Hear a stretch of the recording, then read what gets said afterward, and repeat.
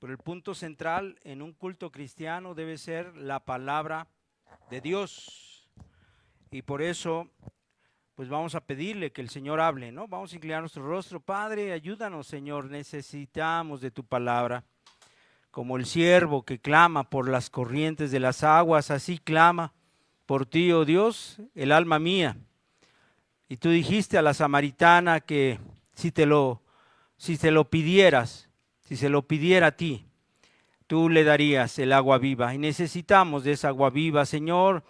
Es la acción de tu Espíritu Santo en nosotros lo que puede permitir que esta palabra sea dulce a nuestro paladar.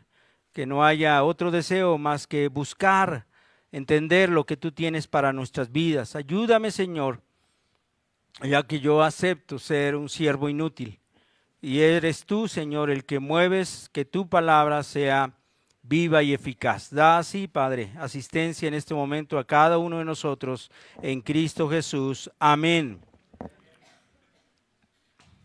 Dijo a Cristina: será mi regalo de aniversario, mientras la conducían en camilla hacia la sala de operaciones. Las enfermeras también, mientras la llevaban, le decían: será su regalo de aniversario. El esposo que recibía el regalo dijo: eres el mejor regalo, antes de que iniciaran la anestesia. ¿Qué era el regalo que este esposo le decía a su esposa, agradecido? Era el riñón de su esposa que él recibía con urgencia. A los 9 años de casados, Juan necesitó urgentemente un riñón. De otra forma, pues empezaría un proceso de decadencia en su vida. Así es que al revisar los estudios resultó que ella era posible donadora. Siguieron haciendo más estudios y al final así fue. Recibió de parte de su esposa los riñones y ella sabía que era un regalo y él también, un regalo precioso. De hecho, esto que fue algo sobrenatural, porque normalmente a los esposos no son tan compatibles. Eso también sucedió aquí en Capulúa con nuestra hermana Gina, que recibió el riñón de su esposo José. No sé si ustedes lo sabían. Es un regalo, un precioso regalo. Bueno, hay un precioso regalo que es precisamente la salvación, como el regalo que Jesucristo viene a ofrecernos. Su Hijo amado de Dios vino para darnos la oportunidad de reconciliarnos con Él. Y la Biblia es el relato de este regalo, de cómo se prepara este regalo. Tú vas leyendo la Biblia y te vas dando cuenta que el hombre perdió su comunión con Dios por causa del pecado. Y la Biblia nos va relatando cómo Dios prepara a un pueblo para que en ese pueblo se dé el regalo de Dios. Y en los evangelios se relata de Jesucristo como ese regalo. ¿Y qué terminan haciendo con él? Lo crucifican, pero todo formó parte de un plan maravilloso. Cuando se da la resurrección, los discípulos empiezan a comprender y la totalidad de la comprensión se da en Hechos capítulo 2, cuando llega a ellos el Espíritu Santo. ¿Recuerdas? Y hemos estado predicando sobre esto.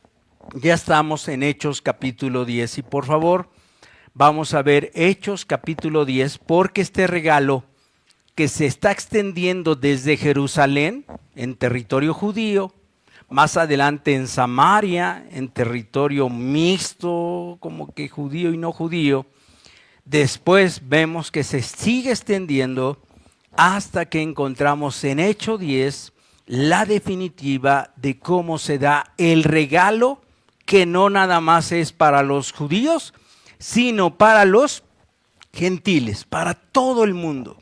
Hechos capítulo 10, vamos a ver a Cornelio, un buscador de la paz de Dios. Anótale en tu boletín: un buscador de la paz de Dios. Hechos capítulo 10, versículo 1 dice que había en Cesarea un hombre llamado Cornelio, centurión de la compañía llamada la Italiana, piadoso y temeroso de Dios con toda su casa, y que hacía muchas limosnas al pueblo y oraba a Dios siempre. Este Cornelio, un centurión, tenemos que ubicar bien su profesión.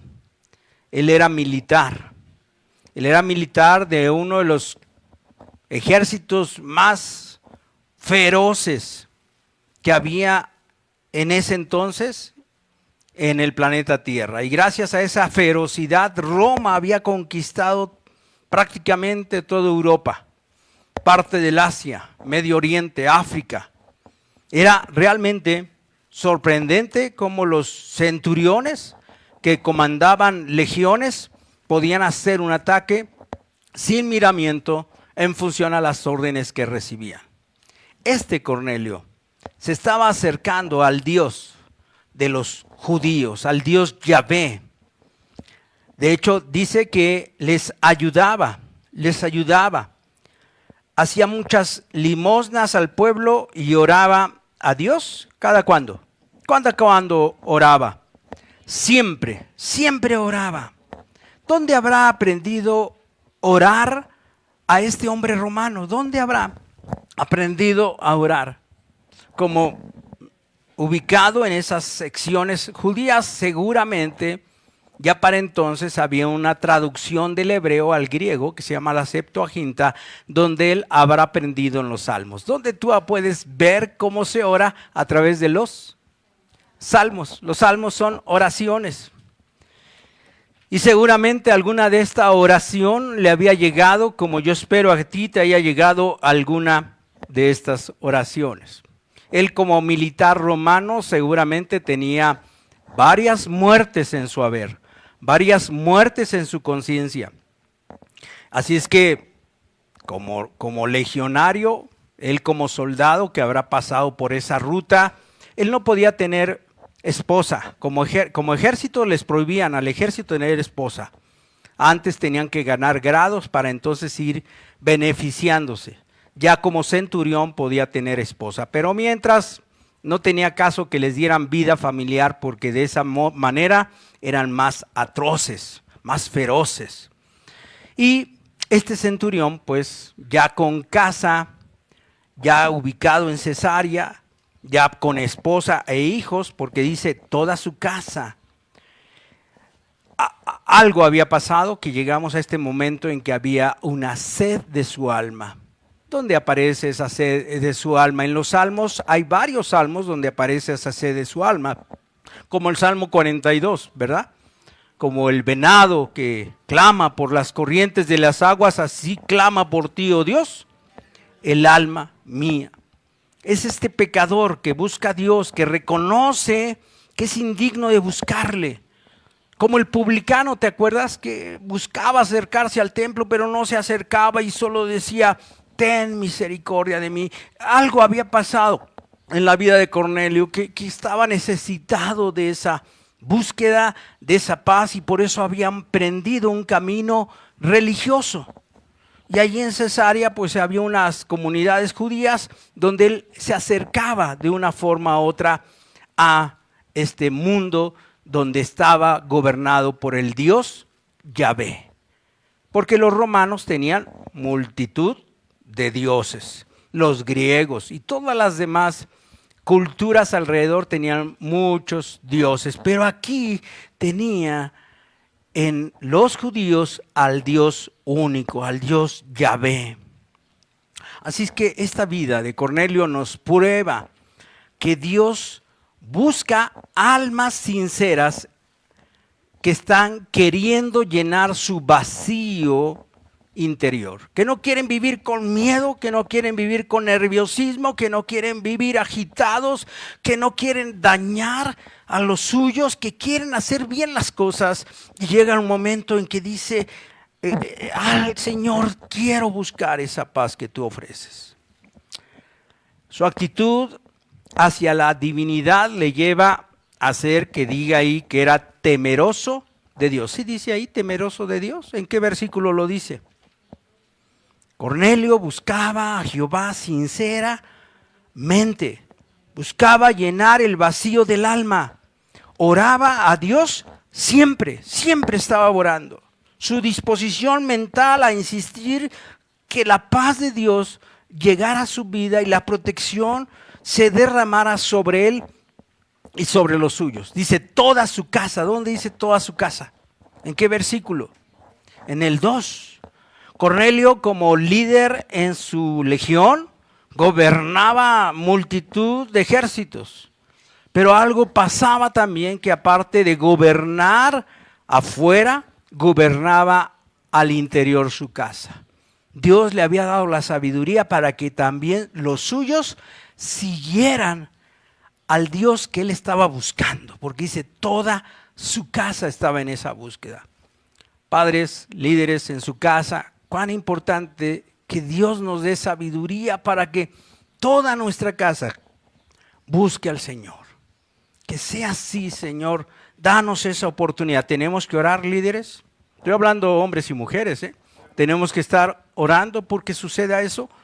Queremos orar porque esto sea una realidad, y en Cornelio se daba.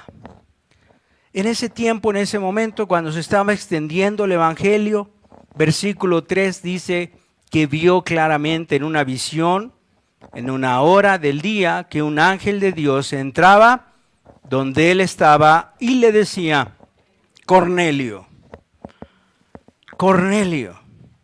Mirándole fijamente, dijo: ¿qué es, Señor? Y le dijo el ángel: tus oraciones, versículo 4, y tus limosnas han subido para memoria delante de Dios. Qué hermoso, qué situación tan hermosa. Es que alguien sincero en búsqueda de hacer bien las cosas, que está en oración continua, dice siempre.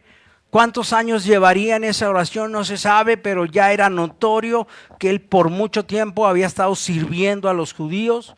Era notorio que estaba en búsqueda de Dios, y a pesar de todas esas religiosidades que él hacía y que Dios todavía hasta ese momento no le había contestado, él persistía ¿en qué?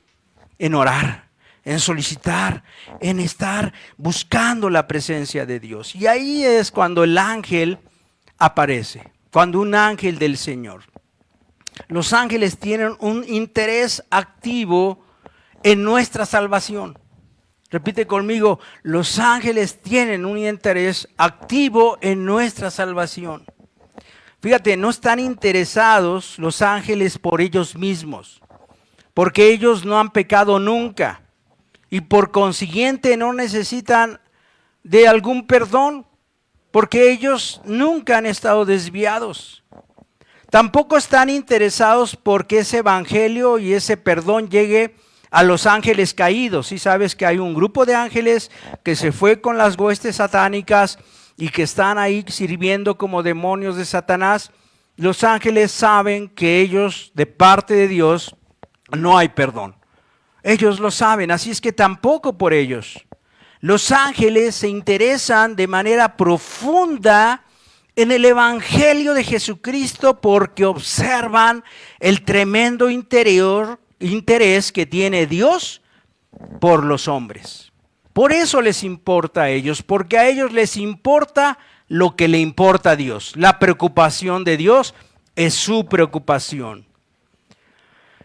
Como Dios está interesado profundamente en el hombre, los ángeles se interesan profundamente en nosotros.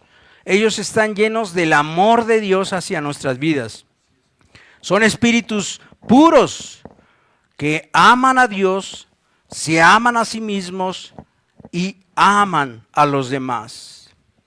Y a pesar de que nosotros somos hechos un poco menor que los ángeles, ellos sienten gran afecto por nosotros. Me imagino que ellos están más llenos de amor en nosotros que nosotros en nosotros mismos. Ellos que están como enviados mensajeros de Dios, guardando a cada vida, se lastimarán mucho con dolor cuando nosotros pecamos. ¿A quién lastimamos cuando pecamos? A nosotros. Lastimamos a los que más queremos y lastimamos a Dios. Y evidentemente lastimamos a los ángeles.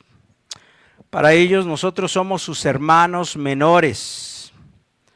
Pero sin embargo nosotros nos movemos en la esfera material. Ellos están en la esfera celestial y también ubican en su visión la esfera material. A pesar del gran amor de Dios hacia nuestras vidas, los ángeles no tienen envidia,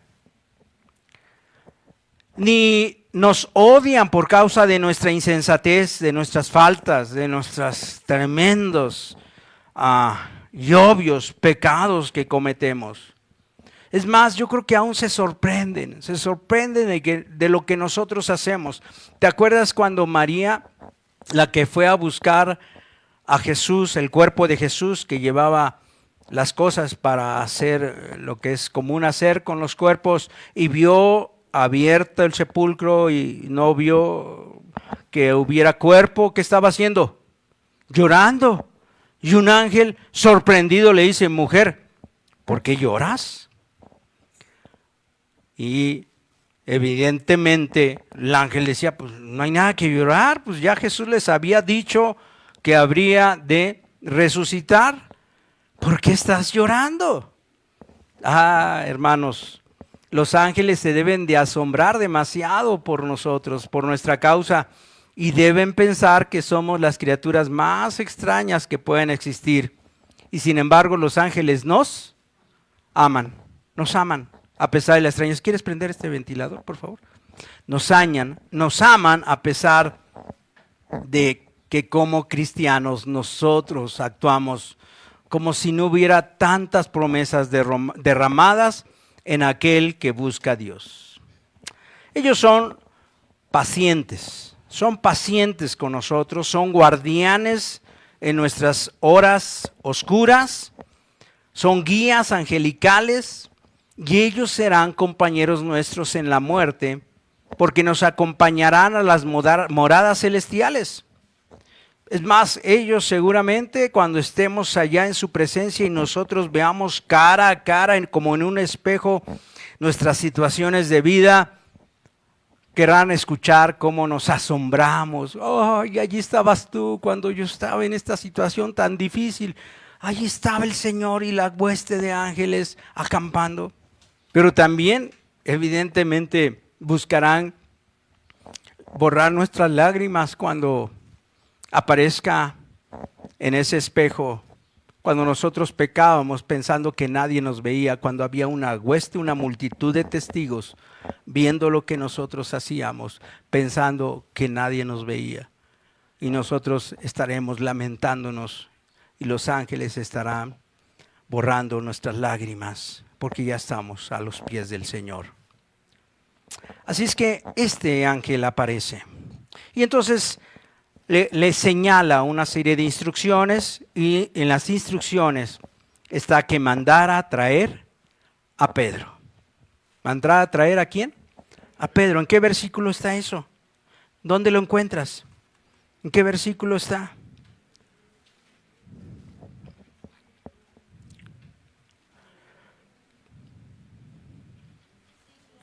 En el versículo 5. Haz venir a Simón, el que tiene por sobrenombre Pedro. Ahí estaba. ¿Qué está haciendo Pedro? Pedro, como ya sabemos, si tú ves capítulos previos, estaba viviendo una situación de gran mover. Nada que me voy a pescar al mar de Galilea, no hay tiempo. Primero administrando una iglesia, predicando, siendo encarcelado, siendo liberado, después perseguido, se van muchos cristianos, ellos se quedan en Jerusalén, pero ahora Pedro, desde el capítulo 9, él está recorriendo, desde el 8 también, varias agrupaciones cristianas que se están abriendo. Y él está sorprendido por lo que está pasando, más allá de lo que hubieran pensado, cómo paso a paso se va abriendo la fe de Jesucristo. Y además Pedro, sin pensarlo que eso iba a suceder, lo llaman para a orar por un Eneas que era paralítico, y en el nombre de Jesucristo, levántate, y Eneas se levanta, como su maestro lo había hecho con Tabita. Y ahora, después, una mujer que hacía grandes y buenas obras, cristiana, le llaman, se ha muerto, llamen a Pedro, y Pedro también la levanta. Entonces Pedro está sorprendido. ¿Y dónde estaba Pedro? ¿Qué dice dónde estaba? ¿En casa de quién? Simón, ¿qué?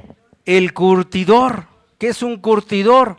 Es alguien que despelleja las pieles de los animales y que se pone a encurtirlas con ácidos, con cierto tipo de vinagres para que esas pieles estén sedosas y útiles para las diferentes artesanías y artes para la vestimenta.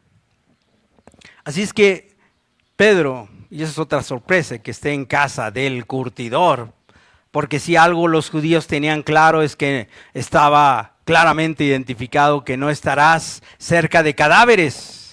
¿Y qué estaba haciendo Pedro? Pues precisamente en la casa del que tenía pues muchos cadáveres listos para ser quitada su piel.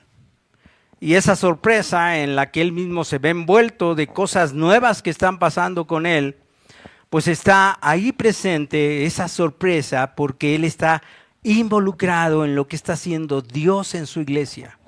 Hermano, si tú no estás sorprendido de lo que está pasando en esta iglesia, te invito a que te involucres. Estamos viendo maravillas y señales. Yo las veo más porque, claro, yo tengo que estar en lo que está pasando y me maravillo. Digo, wow, ¿cómo está eso?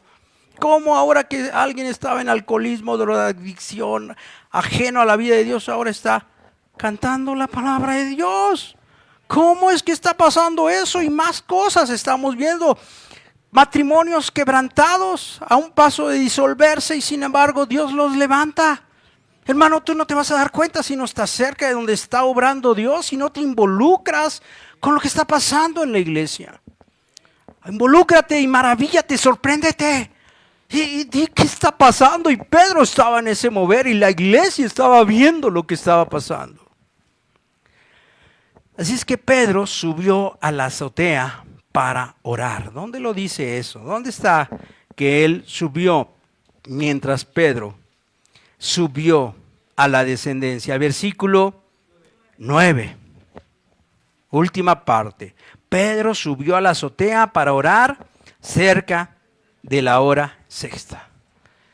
¿Qué estaba haciendo Pedro en esa actividad, en ese mover del Espíritu? ¿Qué creía importante hacer? Orar. Hermano, tú quieres que pasen cosas en las cuales Dios te involucre en las tareas de Él. Tienes que orar. Tienes que orar. La primera parte es orar. Y Pedro sabía lo importante de esto. Y Dios sabía cómo había de preparar a Pedro a través de la oración. Dios lo estaba preparando a través de la oración. Fue la hora sexta y fue apartado. Fue aparte. O sea, de manera individual. No, pero yo sí oro, sí, en los alimentos. Pastor, yo sí estoy orando en los alimentos. Qué bueno. Gracias a Dios. Pero no debe ser, hermano, si tú ya eres alguien en Cristo, tu espíritu te va a estar demandando que estés orando a solas. Estés buscando apartado, de manera apartada, la presencia del Señor en tu vida. Por otro lado, como alguien que somos seguidores de Jesucristo, y Pedro lo era, siguió el ejemplo de Jesús. ¿Qué hacía Jesús? Se apartaba para orar. Jesús además oraba para tomar decisiones. Se preparaba en oración para tener una comunión con el Padre. Y la forma segunda en que Dios prepara todo es a través de una visión. Versículo 10. Tuvo gran hambre, quiso comer, pero mientras le preparaban algo, le sobrevino un éxtasis, un sueño con visión. Y vio un cielo abierto que descendía algo semejante a un gran lienzo que atado en las cuatro puntas era bajado a la tierra, en el cual había todos los cuadrúpedos terrestres, reptiles y aves del cielo. Y le vino una voz: levántate, Pedro, come y bebe. Oraba Pedro y Dios le mandaba visión, ¿Qué ¿Qué significa eso? Actitud reflexiva, en búsqueda de qué es, hacia dónde y cómo, Señor, te puedo servir. Por eso dice el salmista, enséñanos de tal manera a contar nuestros días para que traigamos al corazón sabiduría. ¿Qué pasó en este día, Señor? ¿De qué forma me hablaste en esta situación, en este problema? ¿Qué me estás diciendo? Dame visión, Señor. Seguramente está escondido ahí una visión. Permíteme que yo tenga una visión. Pedro la tuvo. Y esta visión no fue una vez. ¿Cuántas veces? ¿Cuántas veces fue la visión? ¿Cuántas veces estuvo ahí? ¿Cuántas veces? Había. ¿Cuántas? ¿Dónde? ¿Qué versículo está? 15. Segunda vez está el 15. El versículo 16, ¿qué dice? 3 veces. 3 veces. Y la voz decía, come y no llames inmundo lo que Dios limpió. Come y no llames inmundo lo que Dios limpió. Voy a hacer un paréntesis. El Señor en Génesis capítulo 9, versículo 3, le habló a Noé después de que salió de la barca, salieron los animales. ¿Y qué podía comer en el Génesis 9:3? Todo lo que se mueve y tiene vida, o será alimento. Así como la hierba verde, os he dado todas estas cosas. Génesis 9:3 está ahí en la pantalla. ¿No está, Ricardo? ¿No lo puse? Bueno, ok. ¿Qué debería de comer en Génesis 9? Todo. Pero llegada la ley, y esto ya está más adelante en el Éxodo, se impuso una restricción de alimentos entre lo limpio y lo no limpio, lo inmundo y lo limpio. De esta forma, Dios quería mostrar a su pueblo que había una separación que tendría que buscarse, porque en sí todo el mundo está en pecado y Él estaba escogiendo a un pueblo al que quería limpiarlo, y entonces le da un ejemplo, una ilustración de que Él también tendría que escoger entre lo limpio y lo impuro.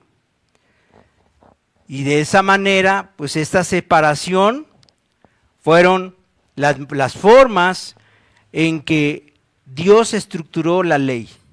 Pero ahora, esta ley ya había sido cumplida totalmente. ¿En quién? En Jesucristo. Jesucristo cumplió a la plenitud todo lo que la ley pedía. Y ahora, entonces, se daba el puente. Ya no habría inmundo y no inmundo en las personas. El puente entre los judíos y los no judíos estaba disponible, estaba abierto. Por eso le dice, no llames tú inmundo a lo que yo he creado. En ese momento tocaron a la puerta. ¿En qué versículo está? Tocaron a la puerta los enviados de Cornelio y preguntaron por Pedro. En ese momento en que estaban llegando ellos, él pudo interpretar lo que Dios le estaba indicando. De esa manera, en oración, en visión y en hechos, ya le quedó claro. Es que entonces hay algo que hacer en el mundo no judío, en el mundo gentil. Versículo 21, descendió y entonces le avisaron, hey Pedro, te están buscando. Bajó, yo soy el que buscan. ¿Por qué han venido? Es que mira, el centurión Cornelio, que es un varón temeroso de tu Dios y ha ganado buen testimonio entre los judíos, recibió instrucciones de un ángel que tú fueras a la casa. Quiere oír lo que tú tienes que decirle. Y entonces Pedro fue con ellos. Los hospedó y al día siguiente se fue para Cesarea. Te tengo un mapa. No sé si lo puse ese mapa. No, lo puse. Oh, bueno. ¿Me crees que Cesarea y Jope están cerca del mar Mediterráneo? y que están como a 50 kilómetros. ¿Cuánto sería 50 kilómetros? De aquí a... No, Ciudad de México es más, ¿no? Ah, sí. Por el lado de Polanco, por el lado de Iztlahuac, de Nezahualcóyotl, ¿no? Bueno, ok. Entonces, pues en un camión se hubieran tardado 2 horas, ¿verdad? Si acaso, el metro y toda la cosa. Y si están reparaciones de obra del el tren, pues bueno, unas 2 horitas. Pero como no había camiones y no había obra de línea del metro, entonces seguramente se habrán tardado más. Pensaríamos que salieron en la mañana, muy de madrugada, y llegarían en la noche a la casa de Cornelio. Y en versículo 25, Pedro entró y se abrió el regalo del evangelio a los gentiles. Se abrió el regalo del evangelio a los gentiles. Pedro entró, salió Cornelio a recibirle, y Cornelio, al verlo pasar, ¿qué hizo? Se postró a sus pies, queriéndole adorar. Mas Pedro, ¿qué hizo? Le levantó diciendo: levántate, pues yo mismo soy hombre. Qué diferencia, ¿verdad?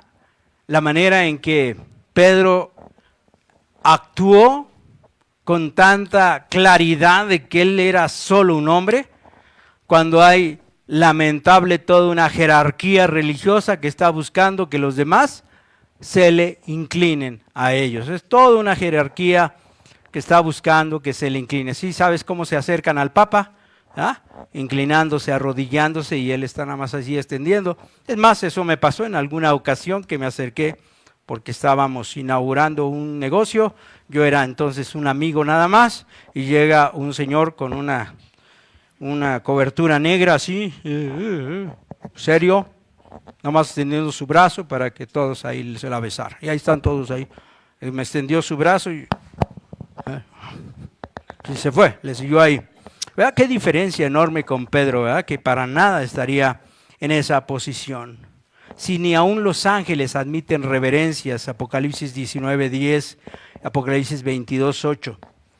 Los siervos de Cristo, es más, deberíamos preferir que se burlaran de ellos antes de ser deidificados.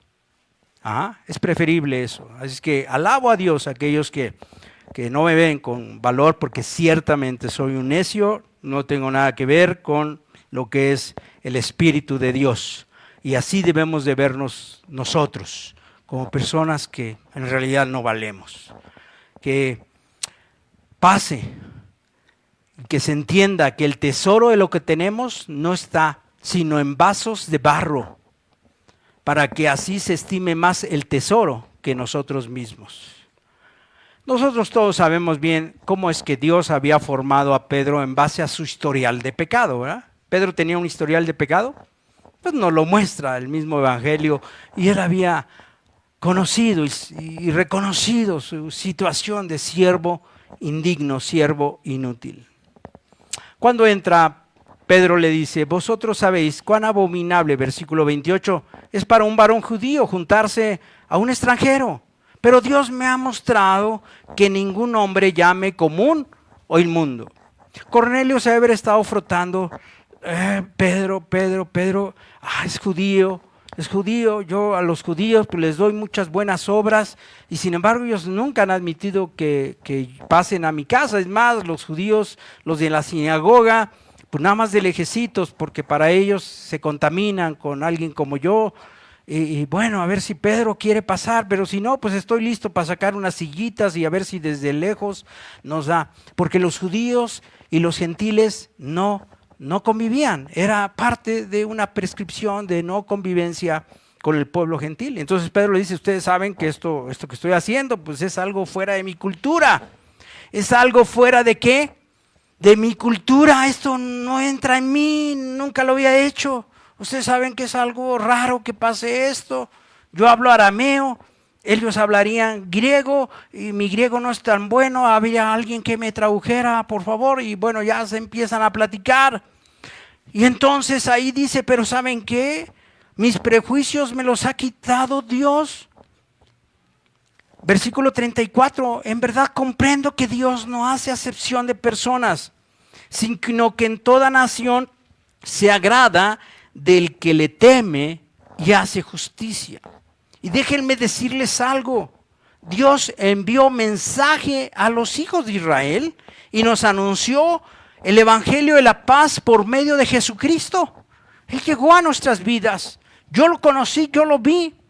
Y Él a su vez nos mandó que predicásemos al pueblo de este evangelio. Testificamos que Jesucristo es el que Dios ha puesto por juez de vivos y de muertos. Y todos los profetas señalan acerca de Él. Y todos aquellos que creen recibirán, ¿qué recibirán? El perdón de pecados. A ver, yo creo que Cornelio y todos los demás, a ver.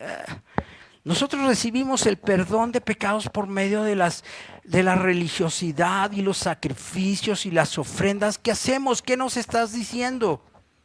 Para ellos también tuvo que haber un cambio de mentalidad. Cuando Pedro les dice, no, es que el perdón de pecados se da a través de la fe en Jesucristo. ¿Cómo? Nosotros hacemos buenas obras. Pero, ¿por qué Cornelio y su casa estaban diciendo, a ver, pongamos atención bien a esto? Porque había habido antecedentes donde Dios estaba preparando todo para que ellos recibieran este mensaje y había cambiado prejuicios que de otra forma, sin la preparación de Dios, no hubiera existido. ¿Te fijas cómo Dios preparó a la persona que habría de recibir el evangelio? Y Dios preparó a quien habría de ser el mensajero, cambiando prejuicios. ¿Te fijas? Lo que debe de haber para que pase esa maravillosa explosión evangélica y encuentren ahí la salvación en Jesucristo. Es un milagro para que tú estés aquí. Yo espero que eso haya pasado, ¿no? Algo pasó en tu interior que cambió tu forma de pensar. Alguien fue movido por Dios para que en su momento también te hablara a ti.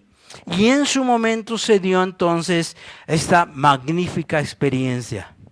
¿Qué magnífica experiencia? Versículo 44. Ni lo dejaron terminar a Pedro.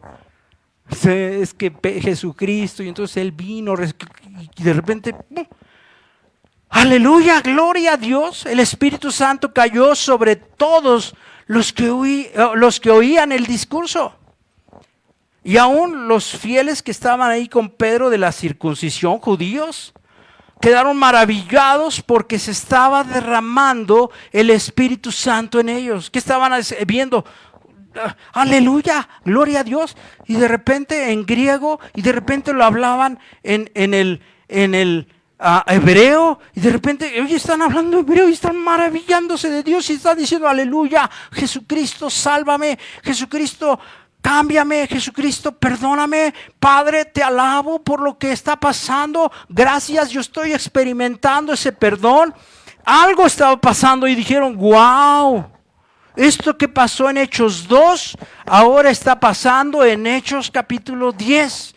La misma experiencia para nosotros, los hebreos que estuvimos ahí, los judíos, ahora está pasando con estos gentiles inmundos, que están reconociendo que son inmundos y que necesitan la limpieza interior que la sangre de Cristo ofrece. ¡Wow! ¡Qué maravillosa situación! Dos direcciones, dos encuentros, dos mundos que se están encontrando. Porque los dos, en su caso, Cornelio había estado en búsqueda de la paz de Dios y había estado dispuesto a cambiar sus prejuicios, y Pedro que también en búsqueda de la paz de Dios, y como ya sabemos Pedro significa piedra, y como ya sabemos piedra significa alguien que no cambia su opinión, que es un necio, que así es, y de repente Dios está obrando de tal forma que le hace cambiar la opinión y va a esta casa y hay el encuentro. ¿Hubo resistencia en ambas partes? Claro que sí. Pero Pedro no fue obstáculo y decidió rendir sus resistencias. Hermano, no sigas con las resistencias. El Señor te está hablando. Están sucediendo cosas grandes en esta iglesia. No sigas como Pedro de necio. ¿Qué tiene que pasar para que tú cambies tu forma de pensar y te muevas en el corazón de Dios a cambiar tu manera de pensar para que hagas lo que Dios quiere que tú hagas? Muchos dicen, no, yo no puedo, eso no puedo. Yo no, pastor, ¿cómo evangelizar? No, yo no. Aquí me quedo. Y déjenme mi silla ahí. Me siento ahí. ¿Y a cuántos evangelizas? Te damos la mejor silla si tú eres un evangelizador. ¿A cuántos traes? Órale, siéntalos ahí donde estás y 5, 10. Ándale, pues. Pero si no lo haces, entiende que lo tienes que hacer, hermano. Para eso estás llamado. ¿O hay alguien que no se ha llamado a la evangelización? Levante su mano si hay alguien que sea cristiano que no se ha llamado a dar de gracia lo que de gracia ha recibido. ¿Qué nos paraliza? Nuestros prejuicios. Es que eso yo no lo puedo hacer. No, pastor, ya lo he intentado y nada más se burlan. Yo eso no lo puedo hacer. ¿Qué necesitas? Orar, pedir, buscar la visión de Dios. Que Dios muestre su visión. Mire, yo he estado orando. Porque como iglesia, en cierta forma, soy responsable de que la iglesia haga lo que la iglesia debe de hacer, que es extender el Evangelio de Jesucristo. Gracias a Dios nos ha permitido abrir grupos celulares. Estamos viendo que esto es lo que ha permitido que no tan solo vengan nuevos creyentes, sino que también consoliden su llamamiento. Estamos por terminar lo que sería el Evangelio de Marcos. Lo experimenté con 3 células abiertas, una virtual, 4, una virtual. Está dando resultados. Señor, dame la visión. Señor, dame la visión. ¿Cómo, Padre? Voy a dar las herramientas para que mis hermanos, el que más asustado está en evangelizar, muévelo, Señor, y mueve a mí cómo le doy las herramientas. Por eso la intención es extender esto, hermano. A lo mejor tú dices, no, yo dirigir una célula, ok, no se preocupe, lo vamos a preparar, pero abra su casa, invite gente. Ya tengo preparado gente que va a ir a su casa, los que están en las células, ya están preparados, ya están listos. De repente no voy, tú das el tema. ¿Cómo lo dio el hermano? Pues no tan mal, no tan mal. Fíjese, al grado tal que no me dice, ¿y por qué no vino usted, pastor? No me reclaman, porque lo dio también que yo digo, ay, creo que ni soy necesario venir, ¿verdad? Gloria a Dios, porque ya están preparados. No los dejé al inicio, ¿verdad? Pero al comienzo ya pueden darlo. Y ahora vamos a extender, y en los avisos les voy a comentar cómo va a ser la idea. Si usted en casa o virtual, pero usted ore, por favor, que Dios le encienda la llama de la pasión por extender el Evangelio. Así con todos y mis miedos, con todas y mis formas de pensar, usted pídale a Dios y Dios lo puede usar. Y sabe que no hay cosa más maravillosa que estar viendo las maravillas que Dios hace. No hay nada mejor. Le invito, iglesia, a que entre en una de las células. Nada más entre. Si usted no ha estado en unas células, no le vamos a pedir que haga nada más que entre a las células. No puede venir donde estamos ubicados, dígame a mí. Y vamos a ver cómo iniciamos por su lugar una célula. A pesar de sus resistencias, Pedro no fue obstáculo para que la obra que Dios planeaba hacer en la vida de Cornelio se hiciera. Cornelio no fue obstáculo, estaba esperando a Pedro. Y ahora es hora, porque seguramente Dios ha de estar trabajando en la mente de muchas personas, porque tú vas a ser ese instrumento que Dios ha de mover para que su palabra se extienda. Yo lo creo. ¿Tú lo crees? Yo lo quiero. ¿Tú lo quieres? Señor, Padre, no queremos estar del lado de los que obstaculizan tu obra. Perdónanos si así hemos sido. Danos la oportunidad de mover nuestra mente hacia tus caminos, Señor. Como iglesia queremos hacerlo. Utiliza a cada uno de mis hermanos. Yo entiendo, Señor, porque yo también estuve en los zapatos del que ahorita está pensando mal de mí. Lo entiendo, yo lo entiendo, Señor. Pero por favor, en tu misericordia, dale la paz de que esto sí es posible, de que esto no es una cosa lunática del pastor, sino viene en tu palabra como promesa de vida para cada cristiano. Yo te lo pido, yo te lo suplico, Señor, y te lo suplica esta iglesia, que nos utilices en el bendito nombre de Cristo Jesús. Amén. Vamos a ponernos de pie, vamos a entonar este canto que es una oración, si tú lo quieres cantar.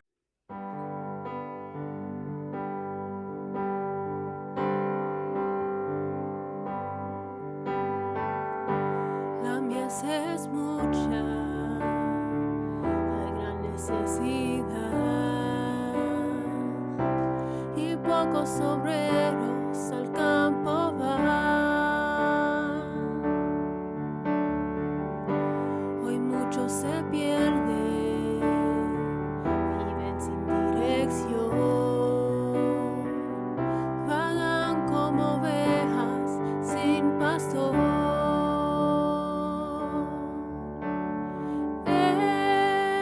Aquí, envíame a mí.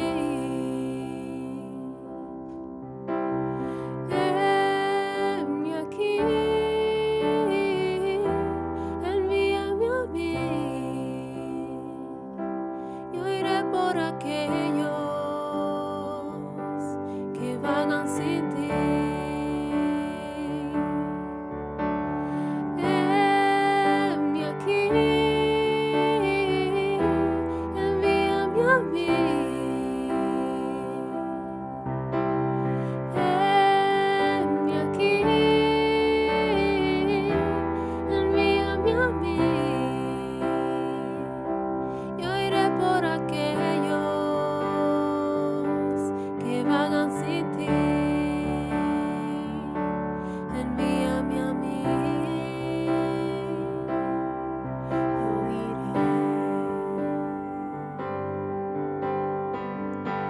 La mies es mucha, hay gran necesidad y pocos obreros al campo van. Hoy muchos se pierden,